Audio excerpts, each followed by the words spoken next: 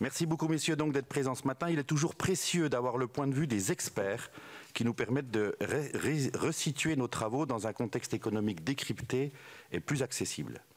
Monsieur Bouzou, vous êtes auteur spécialisé sur le sujet économique, directeur de cabinet de conseil Asteres. Petite anecdote vous concernant, la première fois que je vous ai rencontré, je ne sais pas si vous en souvenez, c'était en Haute-Saône. Vous êtes sur mon département, vous êtes venu, vous avez répondu à une invitation de mon ami Jean-Luc Kivoine, président de la Chambre de commerce et d'industrie. Et ce qui m'en reste, c'est une citation que vous avez faite et que j'utilise de temps en temps de Schumpeter. Le neuf ne naît pas de l'ancien, il naît à côté, se développe et finit par le tuer. Je m'en sers de temps en temps, même en politique. Monsieur Dessertine, vous êtes professeur à l'Institut d'administration des entreprises de l'Université Paris 1 Panthéon-Sorbonne, directeur de l'Institut de haute finance à Paris et président de l'association Comité 21.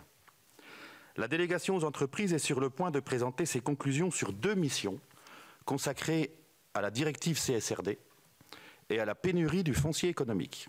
Nous venons tout juste de nommer les rapporteurs des 2 missions à venir sur les thèmes entreprise et climat et le financement de l'entreprise de demain.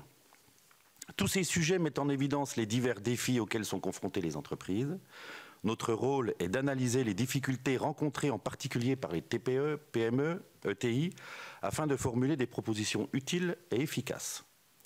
Votre point de vue sur ces thématiques et sur beaucoup d'autres seront très utiles à notre délégation pour formuler des recommandations pertinentes. Vous pourrez notamment nous expliquer les interactions entre ces différents sujets, par exemple le lien entre la RSE et financement. Je ne vais pas vous adresser de questions précises à ce stade, car les rapporteurs des différentes missions seront invités à vous interroger. Néanmoins, je souhaiterais recueillir votre point de vue sur une difficulté récurrente, qui est celle du chiffrage des phénomènes et enjeux.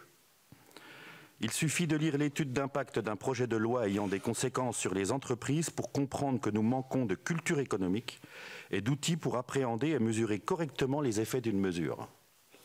Alors, est-on aujourd'hui en mesure de mieux faire ? Et comment développer une culture de l'étude d'impact plus efficace qui puisse être utile notamment au travail du législateur. Je vais vous laisser la parole pour un propos introductif d'environ 12 minutes chacun, puis je demanderai à mes collègues rapporteurs de poser leurs questions et à mes autres collègues. Nous devrons terminer cette rencontre à 9h40, je crois que vous avez un impératif. Je rappelle que ce débat est capté et retransmis en direct sur le site internet du Sénat. Monsieur Bouzou, je vous propose de commencer. Vous avez 12 minutes. Merci. Merci, Monsieur le Président. Bonjour à toutes et tous. Alors, je vais répondre à vos questions, mais je saisis la balle au bond sur la question des études d'impact et aussi de l'évaluation. Parce que c'est dans l'actualité et je voudrais vous faire part d'une directive très importante qui n'a pas fait l'objet d'une étude d'impact, ou plus exactement qui a fait l'objet d'une étude d'impact après avoir été adoptée. C'est la directive européenne de la ferme à la fourchette, dont on parle beaucoup en ce moment, dont les études d'impact ont montré qu'elle aboutissait à une diminution de la production agricole en Europe et en particulier à une diminution de la production d'élevage. Et en effet, on ne peut que regretter que ce type de travaux n'ait pas été fait, je dirais, en amont. Et plus globalement, notamment en France, il est clair qu'en matière de politique publique, il existe un déficit en matière d'études d'impact, mais peut-être plus encore en matière d'évaluation. C'est-à-dire que le sentiment que l'on a dans le domaine, quand on regarde les politiques publiques de l'extérieur, c'est que, au fond, une fois qu'elles sont adoptées, on considère que le problème qu'elles étaient censées régler est réglé. Et on oublie un peu les choses. Et je pense que c'est une mauvaise façon de faire et qui a beaucoup à voir avec un autre sujet du moment, alors qui là, pour le coup, sera sans doute au cœur de notre discussion ce matin, notamment quand on va parler de la question de la transition écologique, qui est au fond la prolifération des normes. C'est-à-dire qu'à partir du moment où on ne sait pas bien évaluer a posteriori l'impact d'une loi ou d'un règlement, peu importe. On a beaucoup moins d'outils pour militer pour son retrait. Et du coup, on a un empilement, une prolifération de normes qui finit par avoir un coût sur l'économie. Alors, je reviens au sujet que vous nous avez demandé de traiter ce matin. Je vais commencer par la question du foncier. Peut-être déjà un tout petit mot de cadrage, puisque le gouvernement, le président et le gouvernement ont mis en place une stratégie de réindustrialisation.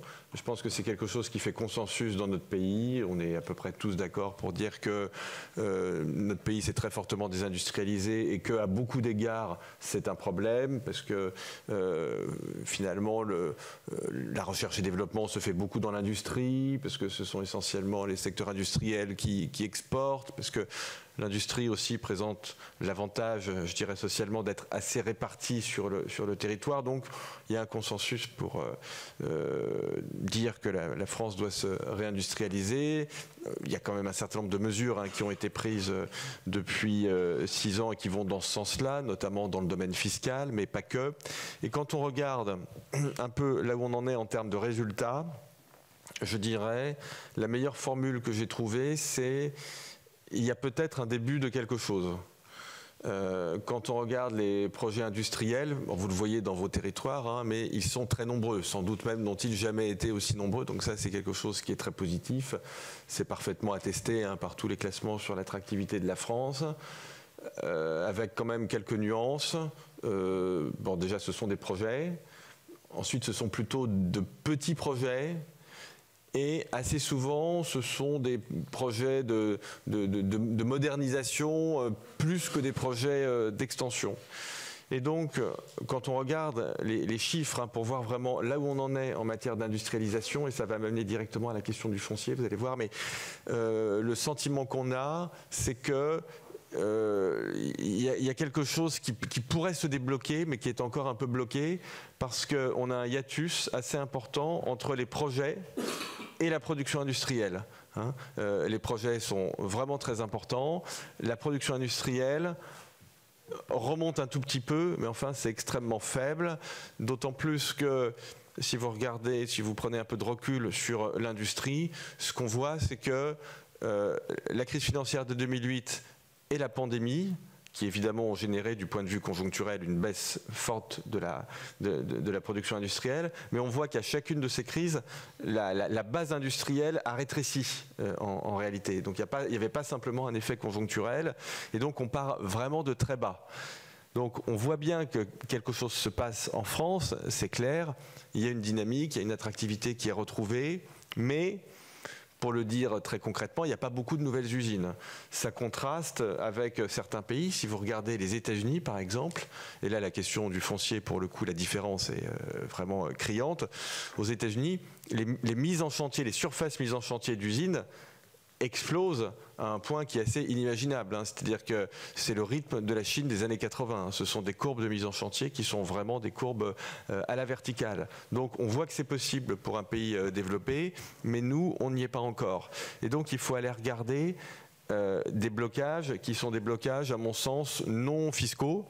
Et je pense, même si ça mériterait d'être davantage documenté, mais que la question du foncier, je le pense parce que tous les élus locaux me le disent, tout simplement, la question du foncier est absolument centrale. Alors là encore, il y a des choses qui ont été faites comme le plan friche, par exemple, mais vous savez, c'est comme en matière de logement, c'est-à-dire qu'en matière de logement, la stratégie aujourd'hui de l'État, qui à mon avis n'est pas la bonne, ou qui en tout cas est beaucoup trop centrée sur un seul principe, consiste à dire qu'il vaut mieux rénover le parc existant plutôt que étendre le parc de logements. On pourrait y revenir d'ailleurs parce que je pense que c'est très lié à la question économique, mais je pense que c'est une idée qui est fausse. On a un peu le même sentiment dans le domaine industriel, c'est-à-dire que l'idée c'est de dire il y a eu beaucoup de désindustrialisation, il existe des friches, il faut essayer de rebâtir sur ces friches. Bon.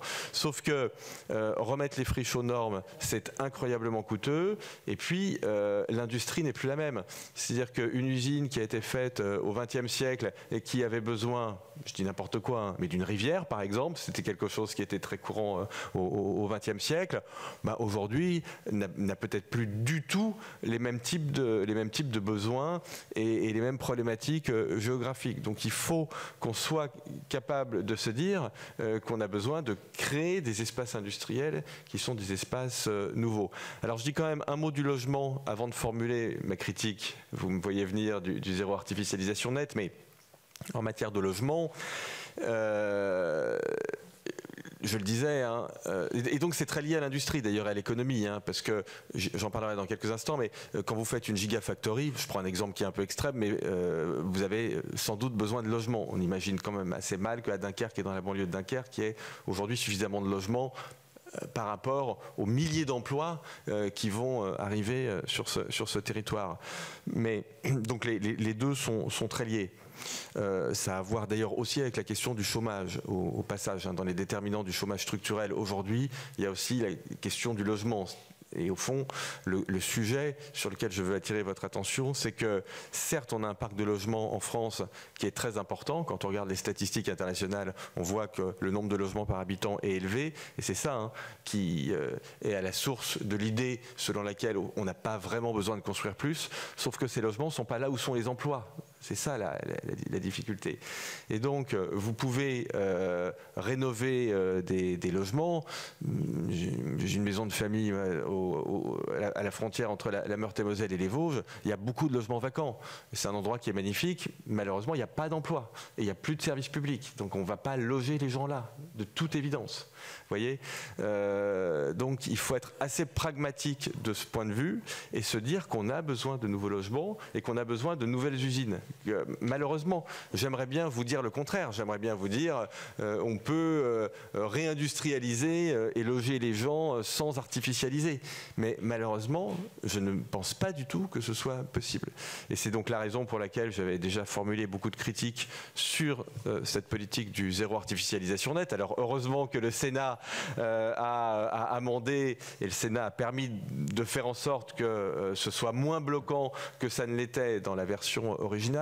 Mais je trouve quand même très malsain ce dispositif qui part du haut, qui est très centralisé, qui édicte une règle, alors qui sera déclinée, qui vaut pour tout le monde, alors qui sera déclinée par région, donc c'est bien, mais enfin, une région c'est quand même grand, c'est quand même une forme de recentralisation, et là encore, je pense qu'il faudrait documenter ça davantage, mais beaucoup d'élus locaux me disent qu'ils ne peuvent pas accepter des projets industriels tout simplement parce qu'ils n'ont pas le foncier. Enfin, plus exactement, si d'ailleurs, ils ont le foncier mais ils n'ont pas le droit de l'utiliser. C'est ça le problème, parce que le foncier, je suis toujours aussi un peu agacé quand j'entends dire qu'on manque de foncier en France, parce que c'est absolument faux. On manque de foncier constructible, mais en fait, du foncier, il y en a énormément.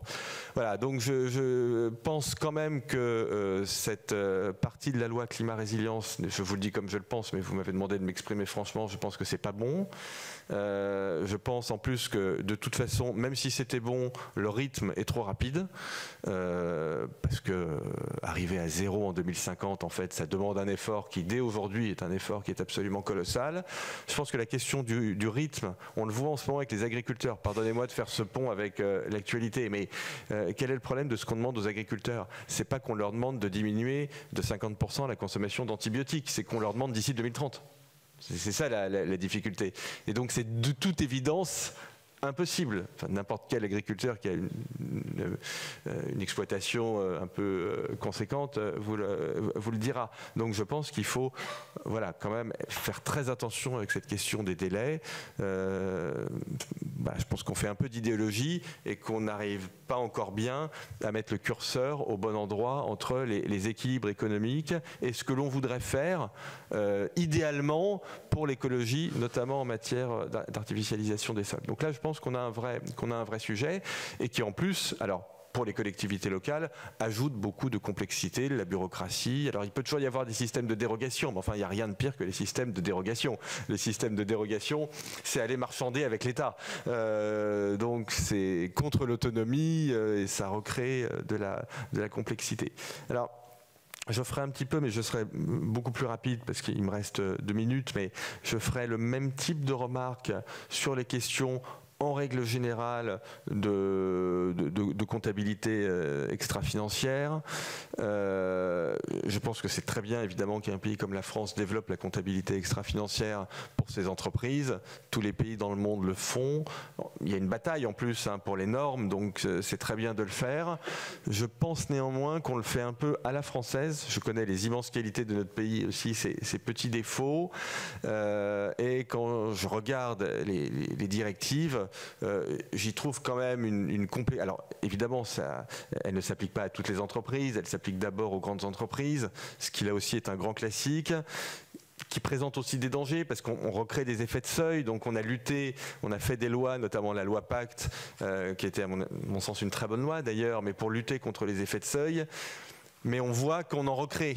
C'est toujours un petit peu le problème en France. C'est que quand on diminue les dépenses publiques, on recrée le lendemain de la dépense publique. Quand on simplifie, on recrée de la norme le lendemain. Bon, là, on a essayé de supprimer des effets de seuil. On est toujours très créatif pour en refaire. Et donc, je pense quand même que il y a aujourd'hui un consensus qui est en train de se dessiner. Et je partage complètement ça, autour de l'idée selon laquelle le nombre de normes, la complexité est un frein à la croissance économique et à la prospérité. Je crois vraiment que c'est quelque chose qui est très juste. C'est pas d'ailleurs franco-français, puisque vous retrouvez en Allemagne par exemple, vous retrouvez exactement le même type de débat. Mais enfin, il y a un consensus qui est en train de se dessiner autour de ça, et donc je pense qu'il faut que les législateurs arrivent à se dire que dans une loi, on ne peut pas tout prévoir en fait, on ne peut pas prévoir toutes les éventualités. Alors je sais bien que là encore c'est une tentation, surtout pour un pays comme le nôtre qui est un pays rationaliste, on a vraiment envie de se dire on va avoir une raquette qui est sans trou, bon. Mais là vraiment on prend le risque de l'hyperinflation normative et on y est. Et pour paraphraser le président de la République qui avait appelé à une pause normative, je ne suis pas sûr qu'on l'ait fait, mais à une pause normative dans le domaine environnemental et agricole, je pense que cette idée, qui n'est pas appliquée, mais je pense qu'on pourrait réfléchir au même type d'idée sur la question des entreprises. Et puis un tout dernier mot, là, vraiment en 15 secondes, sur la question du financement. On pourrait approfondir. Je pense que nous avons un très gros sujet, en effet, de financement des entreprises en Europe, pas seulement en France, mais en Europe, de financement en fonds propres. Notamment, je pense que c'est vraiment un frein pour aller beaucoup plus loin en matière d'innovation. Et là, le sujet est européen, c'est-à-dire que ce qui nous manque, c'est vraiment un marché du financement pour l'innovation qui soit harmonisé au niveau européen, qui permettent à des entreprises qui sont des entreprises innovantes, qui ont déjà bien réussi, qui ont passé le stade de la recherche et développement et qui s'apprêtent à industrialiser un produit, donc qui ont besoin de beaucoup d'argent, qui ont besoin de centaines de millions d'euros. Vous voyez, c'est ce type de montant. Je pense que là, on a encore un travail à faire pour développer ce type de marché, un marché vraiment liquide, profond au niveau européen. Voilà ce que je voulais vous dire en introduction. Merci, merci Monsieur Bouzou.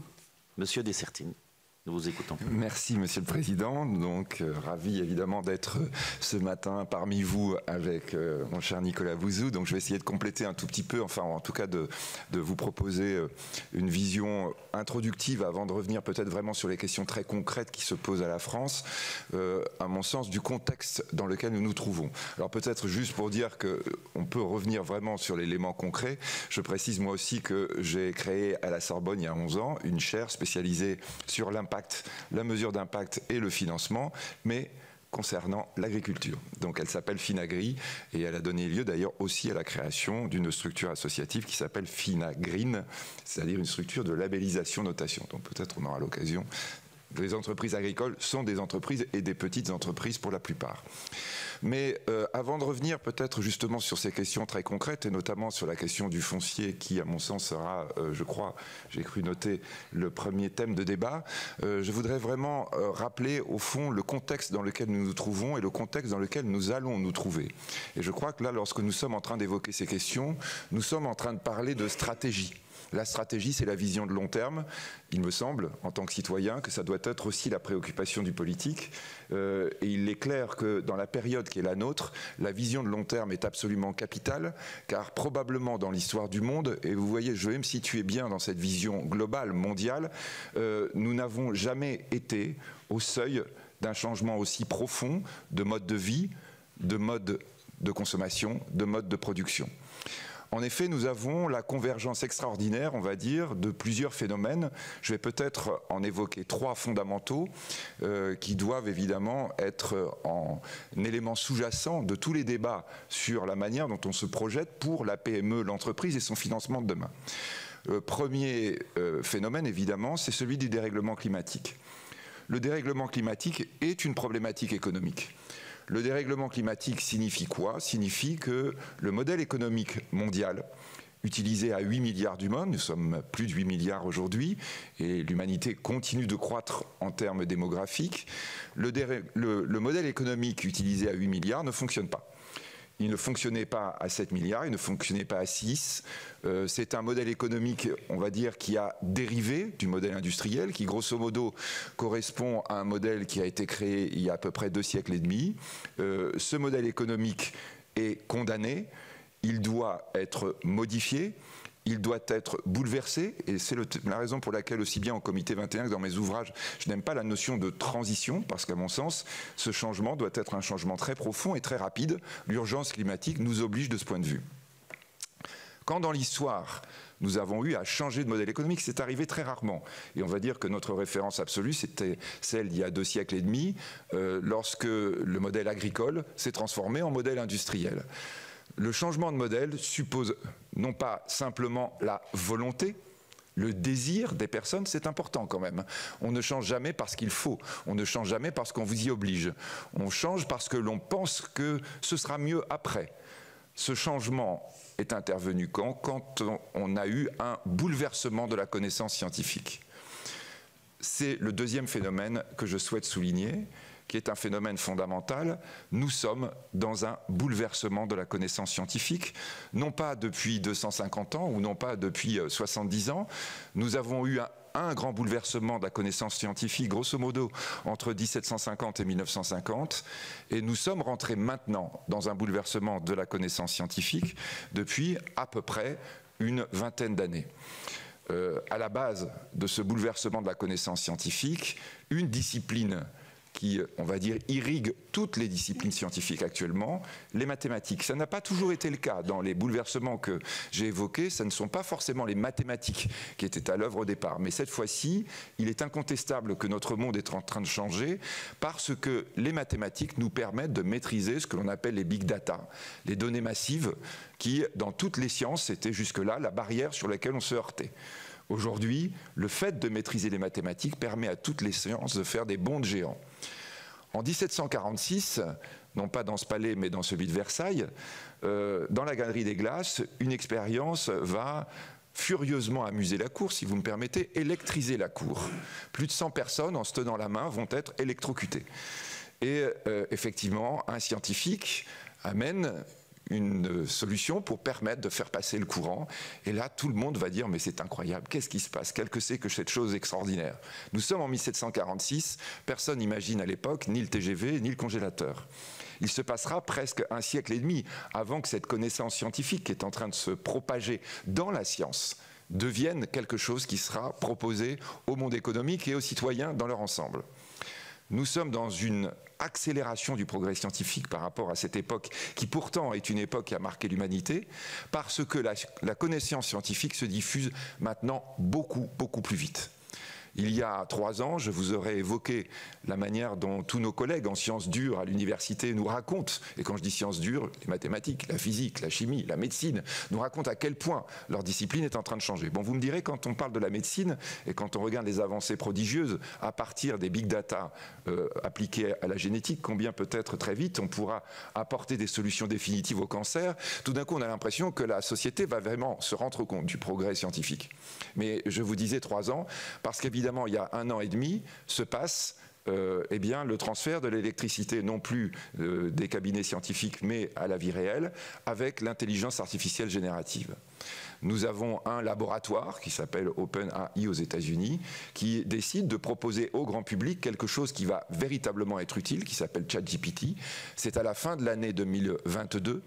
L'année 2023 va être l'année de la révolution scientifique, avec d'ailleurs toutes les interrogations que cela pose, du fait de l'irruption de cet incroyable bouleversement dans le mode de fonctionnement.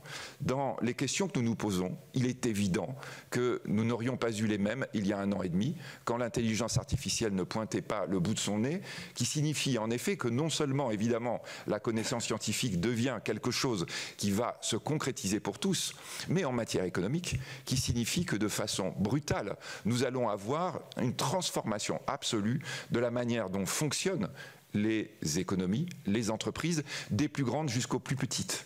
Donc cela signifie évidemment que nous allons devoir avoir une perspective d'agilité.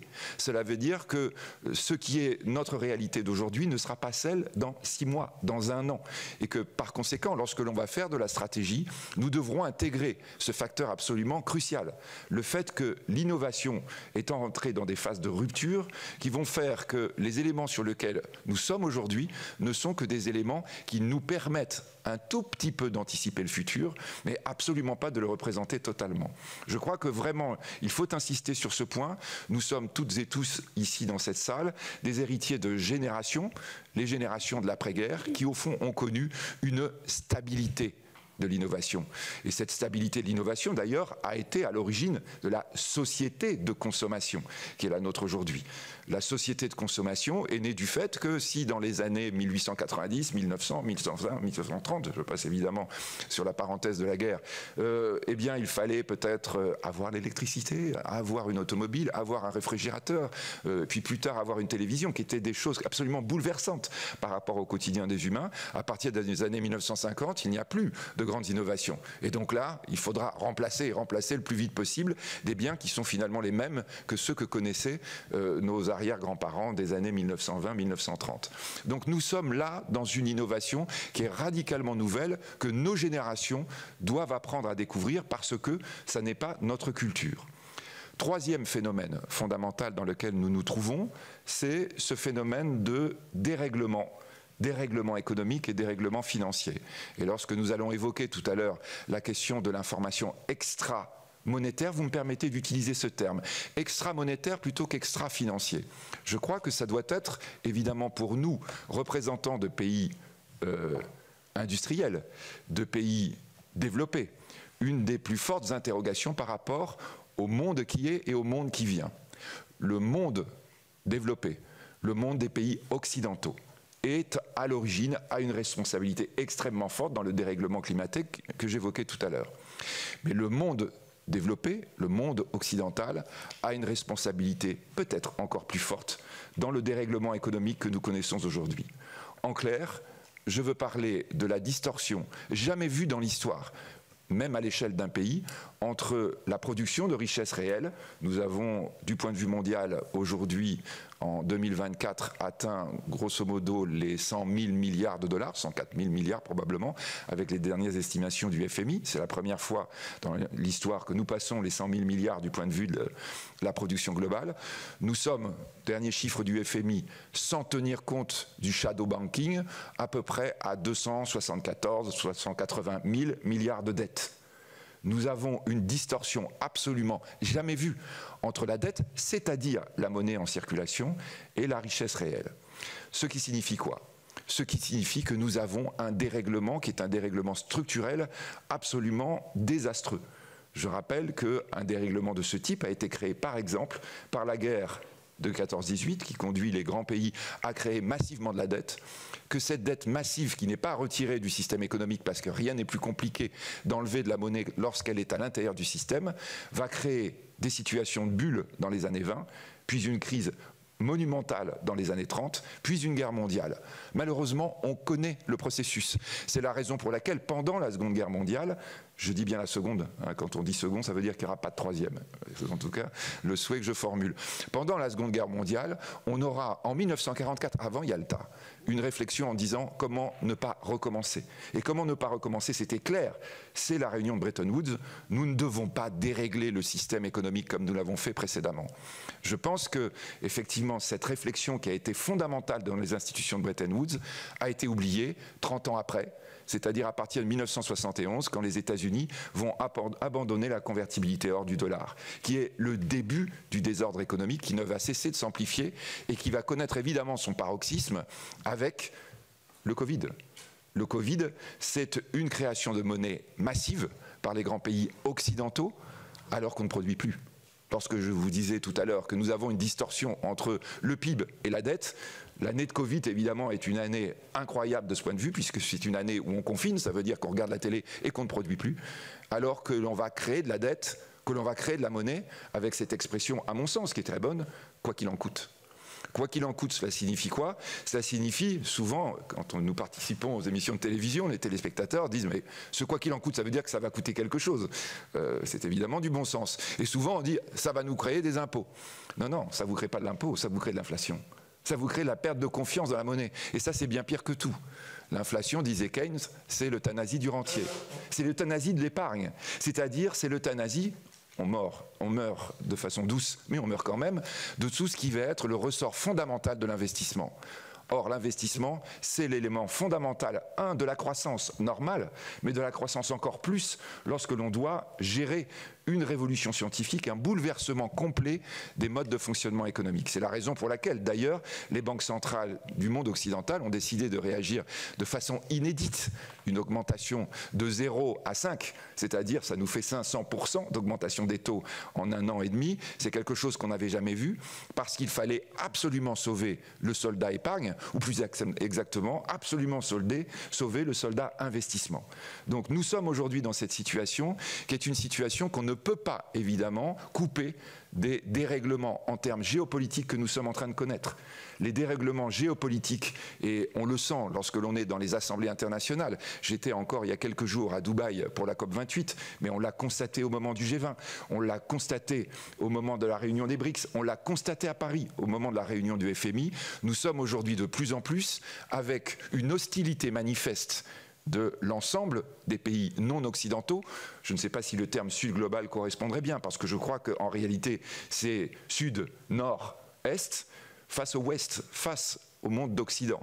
Et cette hostilité se manifeste, on le sent, dans les éléments de réunions internationales où les délégués que parfois nous connaissons depuis longtemps se taisent quand ils voient approcher un occidental. Je crois qu'on doit avoir conscience de ça. Cette responsabilité du dérèglement global dans lequel nous sommes est quelque chose effectivement qui nous incombe et qui nous oblige à réfléchir dans la stratégie que nous allons mettre en place, qui ne doit pas être une stratégie strictement de court terme ou ne concernant que nos pays. Eh bien, ces trois mécanismes, ces trois phénomènes fondamentaux dans lesquels nous sommes, vous me direz peut-être que le dérèglement géopolitique serait le quatrième, me semble être une chance incroyable.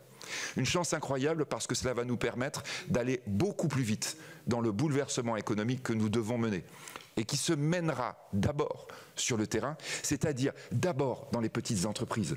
L'innovation se propage d'abord dans les petites structures. Le propre d'une grande structure, c'est d'être grand pour économiser les coûts. Une petite structure a l'agilité nécessaire pour pouvoir bouleverser complètement sa chaîne de valeur. Lorsque la France a été la Silicon Valley du monde, c'est-à-dire au début du XXe siècle, quand la France a inventé l'aéronautique, a inventé l'automobile, a inventé l'électricité, a inventé tout ce qui allait être les vecteurs de valeur du XXe siècle, ce sont des petites entreprises qui se sont développées, ce sont des petites entreprises qui parfois ont échoué, parce qu'effectivement, lorsqu'on est dans un changement profond, nous connaissons l'échec, ce sont des petites entreprises que la nation France, que les parlementaires dans cette même assemblée ont su regarder, ont su appuyer, ont su épauler. Je crois que nous sommes dans cette convergence extraordinaire qui nous oblige à l'urgence, mais qui nous permet aussi un certain nombre de perspectives absolument remarquable, notamment du point de vue du financement, les éléments sur lesquels je travaille à titre personnel d'un point de vue scientifique.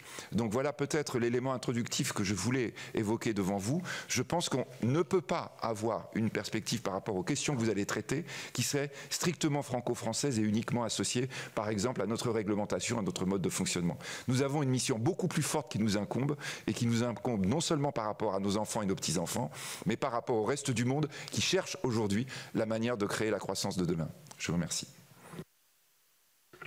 Merci Monsieur Dessertine, merci messieurs. On va passer voir nos collègues s'ils ont des questions à poser, je n'en doute point.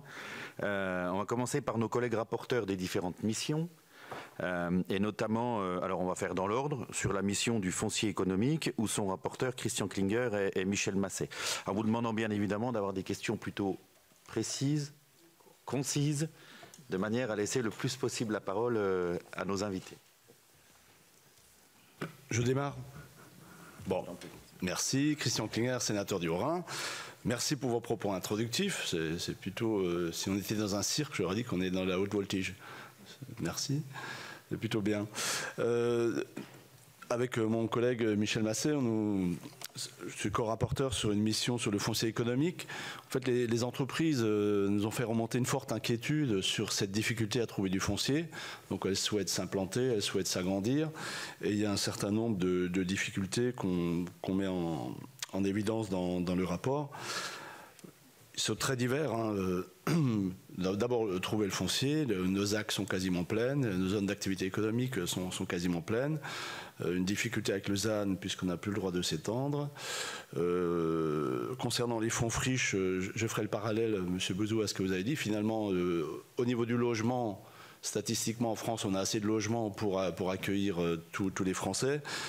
Statistiquement, on a assez de superficie de friches pour accueillir toutes les entreprises, sauf qu'elles ne sont pas là où souhaitent évidemment s'implanter les entreprises. Et on le voit aussi d'ailleurs à travers l'utilisation du fonds friche. Seul 16% du fonds friche est utilisé à la reconversion économique. Tout le reste est utilisé pour la reconversion dans le logement. Parce que faire du logement, c'est aussi un peu plus rentable que de développer l'activité économique. J'en viens à ma première question, j'en aurai qu'une. La perception des chefs d'entreprise semble confirmée par les chiffres que nous nous sommes procurés, que le coût du foncier à vocation économique est en train d'augmenter très fortement, alors que c'était un petit avantage compétitif au niveau européen. Alors pensez-vous que ce coût du foncier représente à terme ou représente déjà un obstacle à la compétitivité de notre économie, et comment la France se situe-t-elle par rapport aux autres pays européens ou même sur la map monde? Si vous permettez, on va faire le tour des questions sur le sujet. Et Michel Masset, si tu as une question. Bien sûr, en complément de mon collègue Christian, donc la seconde, puisque je n'aurai pas d'autre. Pour une entreprise, effectivement, priorité de trouver le foncier. Et on pourrait se dire qu'éventuellement, quand on a le foncier, ça y est, ça démarre, on va pouvoir engager l'entreprise. Non, c'est juste le début, parfois d'un chemin de croix qui est extrêmement difficile. Et donc, je voudrais connaître votre position sur la partie juridique. Aujourd'hui, le risque juridique pour les entreprises lorsqu'elles s'installent, des personnes que nous avons entendues et de nos parcours respectifs, on comprend bien que c'est un frein important. Vous avez évoqué le ZAN, bien sûr, mais pas que. On note qu'il y a un nombre de recours aujourd'hui, de riverains, d'associations, justifiés ou pas justifiés, hein, c'est pas ce que je veux dire. Hein, je mets simplement le temps. L'entreprise doit répondre à la réactivité, la flexibilité, et si déjà au départ il faut une modification dans un plan d'urbanisme, dans un document d'urbanisme, si en même temps les recours sont intentés, nous sommes sur des délais qui ne correspondent plus du tout aux besoins de l'entreprise. Et donc, on voit des entreprises s'installer, à l'étranger notamment, car c'est beaucoup plus facile. Donc, voilà cette question. Sait-on donc mesurer les conséquences économiques de ce risque juridique pour les entreprises? Alors, quand je vous dis ça, je n'oublie pas pour autant toute la partie aujourd'hui études des 4 saisons, obligation d'écologue, compensation, enfin voilà, zone humide bien sûr, et vous connaissez tout cela. Et aujourd'hui, effectivement, ça ne répond pas aux enjeux économiques. Moi, je tenais à vous remercier également pour vos interventions qui sont venues nourrir nos travaux avec mon collègue Christian. Merci Michel. Est-ce qu'on aurait d'autres collègues qui auraient une question sur le foncier économique? Voilà, Michel Canvet. Merci Monsieur le Président. Je voudrais moi également remercier nos intervenants. J'ai beaucoup apprécié les observations de Nicolas Bouzou sur la question du ZAN, du foncier. Je pense comme vous que c'est assez utopique. Il fallait effectivement donner un coup d'arrêt à la consommation excessive de foyer et amener les acteurs locaux à réfléchir sur de nouvelles réponses aux besoins d'urbanisation aujourd'hui, mais retenir l'idée même du zéro artificialisation nette à l'échéance 2050 me semble une hérésie totale. Et il faudrait que dès à présent, nous puissions rectifier cela, c'est-à-dire considérer que le zéro ne doit pas être l'objectif, mais une consommation modérée doit être l'objectif, parce que sinon, je ne vois pas comment on va répondre aux besoins futurs en matière de développement économique. Et ce qui pourrait survenir, c'est ce que Michel Masset vient d'évoquer à l'instant, c'est-à-dire que les entreprises sont obligées d'aller s'installer à l'extérieur parce que, une fois de plus, nous aurons établi en France une norme qui sera totalement contre-productive par rapport aux objectifs que nous nous fixons. Donc je pense qu'il faudrait se fixer, il faudrait dès à présent bien préciser que l'objectif ne doit pas être le zéro artificialisation nette, et c'est la question que je voulais vous poser. Est-ce que vous partagez cet objectif ou cette définition? Merci Michel. Messieurs.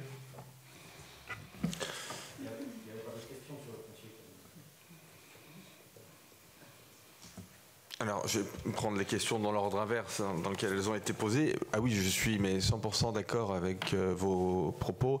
Et je pense que l'idée d'une consommation modérée, je n'avais pas réfléchi, mais je pense qu'il faut trouver quelque chose autour de ça. Je pense que l'idée du zéro à l'horizon 2050 est vraiment quelque chose auquel on s'astreint, ce qui sera sans doute pas le cas de nos voisins et de beaucoup de pays. Et puis en plus, comment dire, on ne peut pas insulter l'avenir, c'est-à-dire qu'on peut quand même parfaitement imaginer qu'en 2050, les modes de construction aient beaucoup évolué, on ne construira pas comme aujourd'hui, et donc fixer un objectif si contraignant à un horizon qui est lointain me semble vraiment quelque chose qui relève un peu d'une vision extrêmement négative de l'avenir. Et donc je pense qu'en effet, c'est une vraie question, donc je ne veux pas donner le sentiment que je passe par pertes et profits la question de l'artificialisation, parce que ce n'est pas le cas. On sait que c'est une difficulté. On sait d'ailleurs que les agriculteurs s'en plaignent aussi depuis plusieurs années, donc je ne dis pas du tout qu'il n'y a pas de sujet. Ce que je critique, c'est la façon dont ça s'est fait, c'est-à-dire vraiment de façon univoque, extrêmement centralisée. Je suis aussi d'accord avec vous. C'est-à-dire qu'en réalité, il faudrait quand même... Eric Woerth est en train de faire une mission sur la décentralisation. Voilà, ça c'est un vrai sujet. C'est-à-dire que c'est quand même au territoire... Je suis un grand défenseur de la région, mais la région c'est déjà un peu grand en fait. Mais voilà, donc c'est au territoire de regarder ce qu'on peut faire. Voilà, je pense que les élus locaux sont parfaitement capables de faire ça, d'autant plus.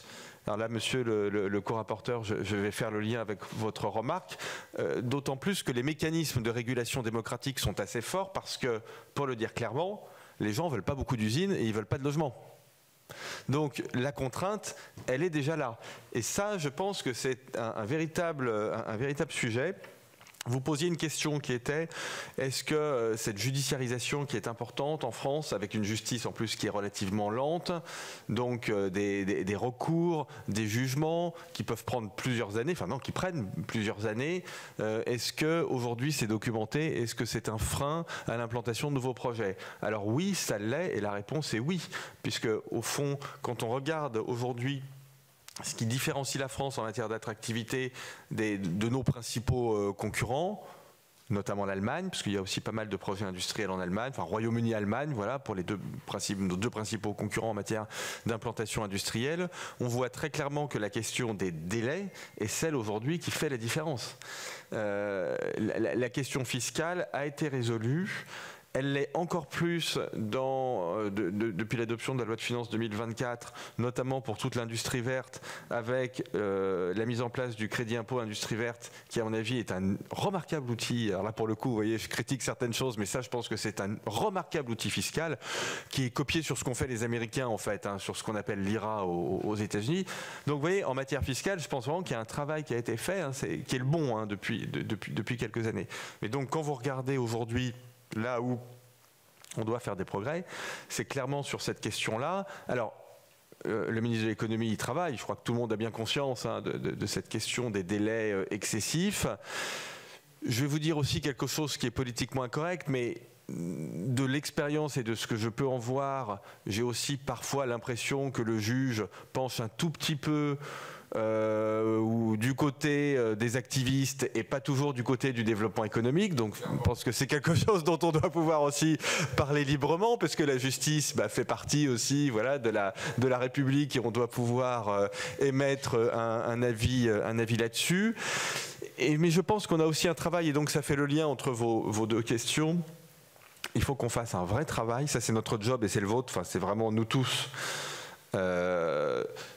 sur le fait que l'usine aujourd'hui, c'est pas l'usine du 19e siècle. C'est-à-dire que je sais que les gens, et sans doute ce serait le cas pour moi, si on m'annonçait l'arrivée d'une usine dans mon périmètre de vie, je me poserais un certain nombre de questions. Mais vraiment, il faut expliquer que les usines aujourd'hui ne sont pas des usines à charbon, qu'elles ne crachent pas de la fumée noire, qu'on est dans un pays qui est justement un pays très normé, dans le continent qui est le plus normé au monde. Et voilà, donc je pense que là, il faut vraiment qu'on fasse ce travail pédagogique qu'on n'a pas fait suffisamment. Alors c'est normal, parce que la thématique de la réindustrialisation, elle est assez récente en réalité. Mais là, je pense qu'il faut vraiment qu'on fasse ce travail-là très en profondeur pour expliquer à nos concitoyens que une usine en plus, dans un pays comme la France, c'est une victoire, c'est formidable, et c'est très bien, et que c'est bien pour tout le monde, et que c'est aussi de l'emploi, c'est leurs enfants qui vont travailler là, c'est des commerces qui vont arriver, et donc du coup c'est des services publics, c'est des médecins, enfin vous voyez, donc je pense qu'il faut vraiment réexpliquer ça pour essayer de faire en sorte, je ne sais pas si c'est un vœu pieux, mais que ce dont vous parlez, c'est-à-dire cette judiciarisation, ne soit pas systématique, parce qu'elle l'est. En fait, elle est absolument systématique. Bon, voilà. Et je pense que ça demande aussi beaucoup de courage du point de vue des politiques. C'est-à-dire que je pense qu'il faut vraiment assumer la réindustrialisation. Voilà. Notamment face, je le disais tout à l'heure, à certains activistes qui arrivent à se faire entendre, qui crient un peu fort.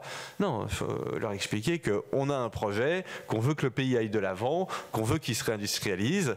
Voilà. Et donc qu'on assume parfaitement, sans s'en excuser, qu'on assume parfaitement d'aller dans cette direction. Et puis, la dernière question sur le coût du foncier, oui, je pense que c'est un peu tôt pour avoir des réponses définitives. La question que vous posez, c'est est-ce que ça va devenir déterminant dans la compétitivité d'un pays ? Moi, mon analyse, c'est oui, parce que en fait, quand vous regardez un peu la façon dont a évolué la compétitivité industrielle ces 10 ou 20 dernières années, on voit que toute la partie coût de main-d'œuvre, qui était déterminante il y a 20 ans, et c'est ça qui a justifié d'ailleurs qu'il y ait énormément de délocalisation des pays occidentaux vers l'Asie par exemple, ou vers le Maghreb, le coût de main-d'œuvre était déterminant. Mais quand vous regardez la comptabilité analytique d'une usine aujourd'hui, la part a beaucoup baissé, au bénéfice de l'amortissement des investissements et déjà du foncier. Et donc, et à partir du moment où les prix du foncier vont augmenter, alors ils vont forcément augmenter puisque on crée de la rareté et on fait de la réindustrialisation et il y a des besoins en matière de logement. Donc alors là, c'est vraiment basique. On diminue, on restreint l'offre et la demande augmente. Donc je peux vous assurer avec certitude que les prix du foncier vont augmenter. Est-ce qu'ils vont devenir... Donc ça, je sais y répondre. La question à laquelle je ne sais pas répondre encore rigoureusement, c'est est-ce que ça va vraiment devenir un déterminant prioritaire de la compétitivité industrielle ?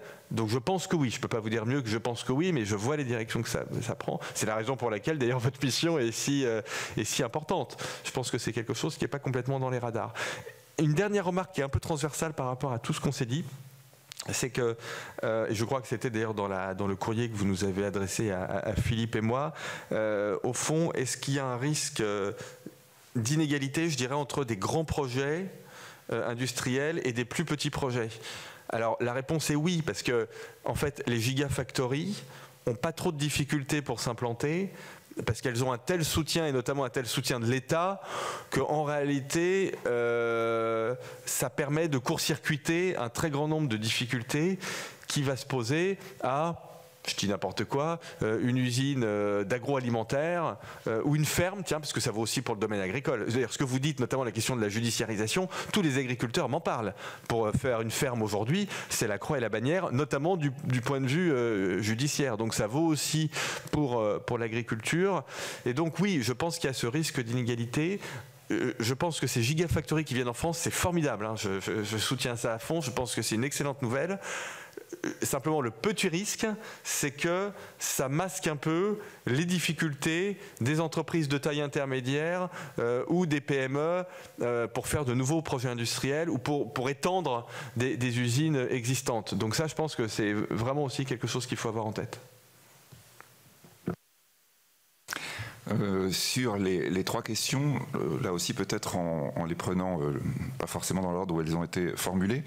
Donc sur le zéro artificialisation nette à l'horizon 2050, donc la vraie question effectivement c'est de dire est-ce que là nous sommes dans une norme qui va être amendée, dont on dit en réalité on parle de quelque chose qui va forcément changer parce qu'il n'y aura pas le choix, ou est-ce qu'on parle de quelque chose qui va demeurer, c'est-à-dire on peut penser ce qu'on veut, la question c'est de dire est-ce qu'ensuite on doit gérer cette problématique qui ne changera pas.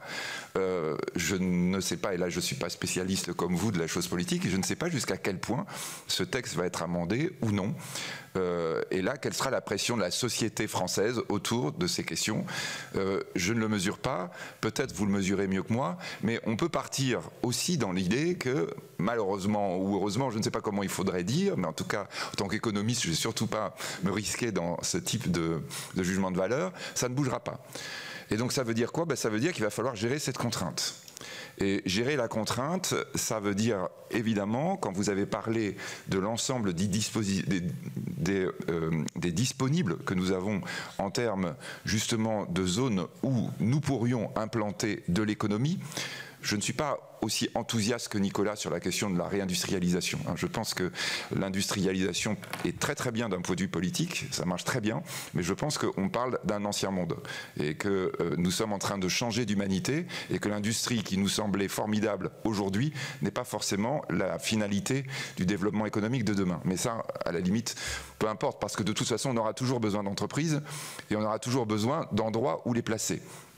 Donc la question, à mon sens, qui doit se poser est de dire quels sont les types d'entreprises, où avons-nous des disponibilités. Vous voyez, il est très paradoxal quand vous êtes en train de regarder aujourd'hui Paris, les portes de Paris, la Défense, de voir des zones industrielles, économiques en tout cas, c'est-à-dire des tours qui sont vides. C'est-à-dire aujourd'hui les entreprises ne veulent plus, c'est pas qu'elles veulent plus, c'est que les gens ne veulent plus. Et là quand Nicolas évoque le fait que les personnes ne veulent pas, on ne peut pas dire ah bah oui mais non, mais de toute façon il faudra qu'elles plient. Non, non, c'est pas vrai. Si nous avons des tendances de fond de la population, il va falloir évidemment les regarder et dire où la population veut vivre. Et quand on évoque le logement, cette question est absolument cruciale. Donc, où elle veut vivre et par conséquent, où elle veut travailler. Donc, ça signifie effectivement que nous avons beaucoup de questions à poser sur les zones disponibles aujourd'hui et sur la manière dont on pourrait éventuellement proposer à une population de s'intégrer. Vous voyez, on n'est pas du tout dans de la mesure de court terme immédiate. C'est-à-dire, on est dans une réflexion, à mon sens, qui doit être fondamentale aujourd'hui sur l'aménagement du territoire. L'aménagement du territoire sur lequel nous sommes est une sorte de logique de rail provenant de notre développement antérieur. C'est-à-dire, la fatalité, c'est la grande ville, la très grande ville, d'ailleurs Paris en fait, qui est le grand Paris, la grande perspective de développement des 30 prochaines années pour la France, et puis de quelques autres très très grandes villes qui vont par définition capter toute la population. D'accord? Et si ce scénario n'est pas le bon? Et si ce scénario commençait déjà à être mis en question, non seulement chez nous, mais dans tous les autres pays, notamment européens. Donc ça signifie évidemment que quand on est en train de réfléchir à l'endroit où il va falloir pouvoir implanter des entreprises de tout type, je répète bien de tout type et pas simplement des usines, on doit avoir ce type de réflexion. Et on doit se poser la question, attention, est-ce que nous ne sommes pas simplement là dans une sorte de réaction immédiate? Des villes que je connais bien, notamment dans le sud-ouest, disent effectivement je n'ai plus de foncier disponible pour des entreprises, je fais comment? Je regarde peut-être les villes qui sont des villes moyennes, qui sont finalement pas si loin, et dans lesquelles peut-être on peut avoir des perspectives intéressantes, mais qui signifie alors qu'on doit avoir une réflexion d'aménagement du territoire complet. Et là, bien sûr, je pense que ce qu'évoquait tout à l'heure Nicolas sur la question des services publics, sur la question de la présence de l'État, sont des questions fondamentales. Elles doivent accompagner la question de l'endroit où on va développer les entreprises. Alors peut-être évidemment que vous allez me dire la loi va être modifiée, va être bouleversée, nous aurons une majorité pour changer complètement cette approche et évidemment tout ce que je suis en train de vous dire peut-être changera dans la question immédiate mais ne changera pas nécessairement dans la vision de plus long terme que l'on doit avoir. Par rapport à cela, je crois qu'il y a deux facteurs fondamentaux qu'on doit avoir à l'esprit sur le nouveau modèle qui est en train de se développer. Le nouveau modèle au niveau mondial, du point de vue économique, je crois qu'il faut vraiment l'intégrer parce que même si nous sommes rétifs, même si nous sommes par nature conservateurs, ça veut dire quoi? Ça veut dire que finalement, on préférait que tout change pour rien ne change. Le confort, c'est au fond nos repères.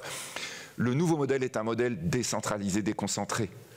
La logique dans laquelle nous rentrons, c'est une logique d'éclatement horizontal. Alors que le modèle industriel, qui était le modèle du 19e et du 20e siècle, c'était un modèle de concentration. Il fallait concentrer pour produire au même endroit et pour consommer au même endroit. La logique dans laquelle nous rentrons à tout point de vue est une logique d'aplatissement. Et donc évidemment, du point de vue de la manière dont on doit envisager l'implantation des nouvelles entreprises, il doit y avoir cette réflexion qui doit se faire et qui doit forcément croiser les problématiques immédiates que l'on peut avoir quand il s'agit d'implanter les entreprises. Alors problématiques immédiates, là pour le coup je reviens sur vos questions. Il est évident que la France a un réel problème, et le zéro artificiel net, ZAN, nous le pose, sur la surtransposition des normes. Nous avons un problème de surtransposition des normes, et là quand on dit ça, ça veut dire qu'on parle juste des pays européens.